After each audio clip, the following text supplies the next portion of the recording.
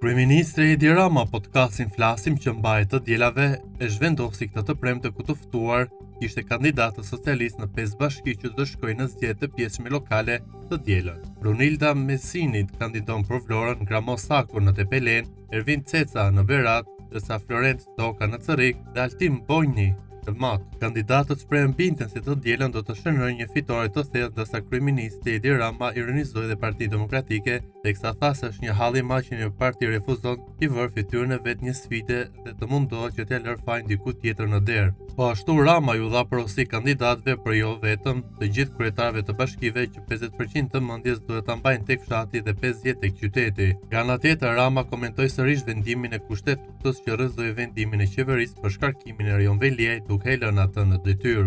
Tirana nuk do të ketë zgjedhje deri në 2027. Kushtetuesja mendon se kryebashkiaku i burgosur i Tiranës nuk mund të largohet përveç se me zgjedhje. Kushtetuesja ta kthejë Rajon Veliaj në detyrë për të vijuar procesin gjyqësor në gjendje të lirë apo jo.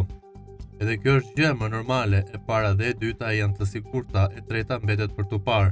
Tirana duhet drejtuar.